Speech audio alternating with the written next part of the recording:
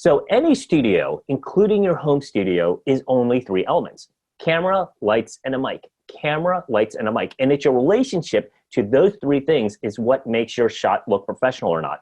So this is the classic home studio look, where someone goes from emailing or staff meeting to broadcasting to hundreds of viewers. So there's so many things wrong with this setup that I have to just zip through the mistakes.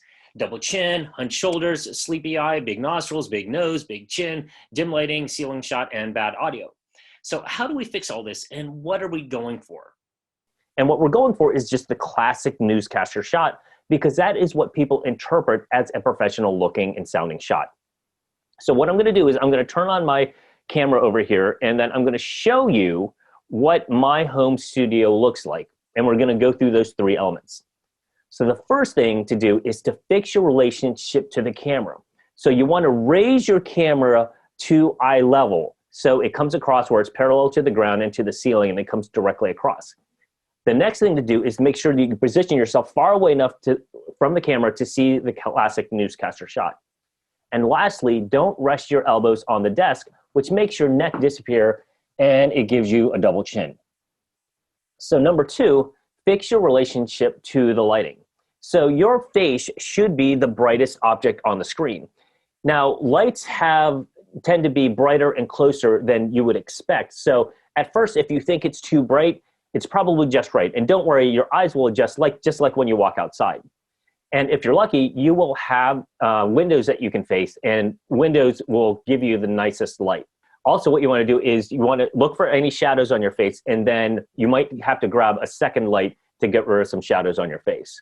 But one huge thing that you can do is if it's a Zoom call, then make sure you upgrade to the latest version of Zoom and make sure you turn on adjust for low light. This makes all shots better. Number three, to have more professional sounding audio, fix your relationship to your mic. Now this is really, really simple. Use a headphone mic, such as one that you use with your phone. These are specifically designed to pick up a human voice that's within 6 inches or so, and it's designed to filter everything else out. This is not the case with your laptop mic. So your laptop mic hears dozens of after images of your voice that's bouncing off the walls, the ceiling, the desk, and the floor, creating different degrees of reverberation.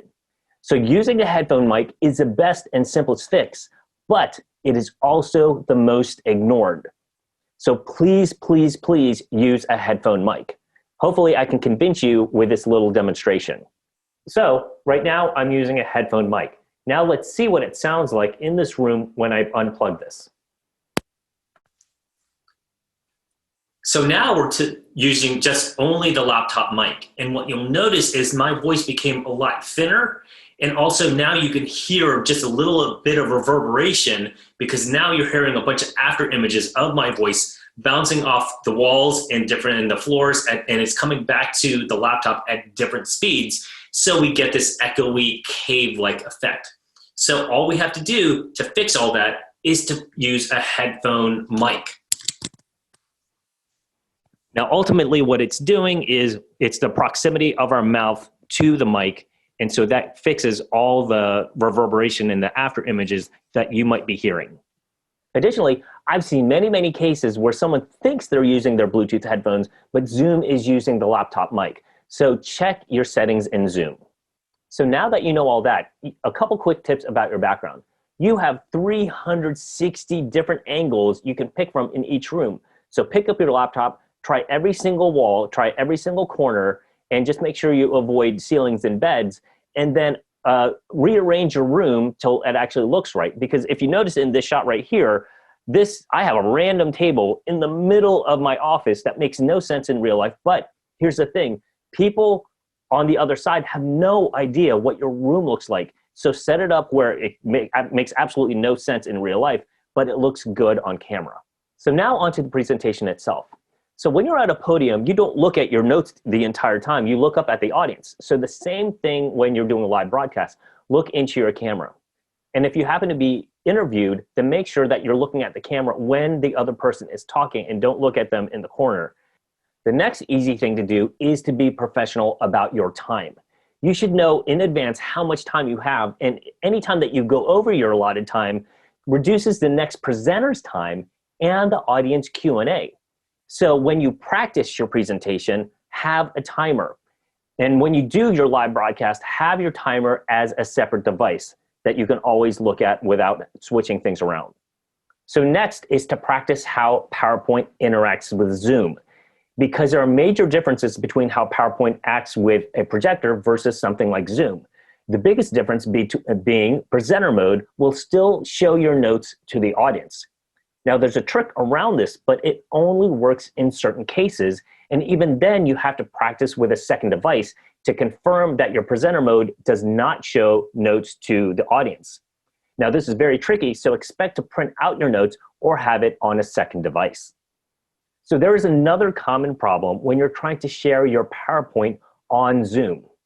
So let's pretend you're on Zoom, but you haven't started your screen share yet. So you click on PowerPoint and you start your slideshow, and your slideshow now enters full screen. But what happens is all your other apps disappear, including Zoom. But you still have to somehow get back to Zoom so you can hit your share screen button. But don't worry, there's a little trick to this. Hold down the Alt key, now hit the Tab key. This brings up all the open apps.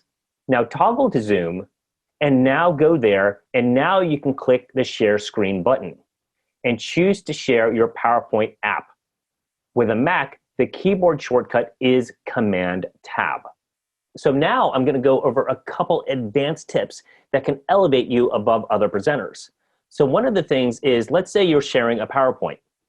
And when you are not specifically referencing your PowerPoint, you can just switch back to you, because right now you are just a little thumbnail, and if you're not showing it, just have the focus return back to you. And don't worry, your PowerPoint is still there, ready to be shared. And then you could go back to it and then start talking about something else, and that at any time, return the focus back to you. So practice that a few times. And lastly, the ultimate pro move is to record a practice run or two.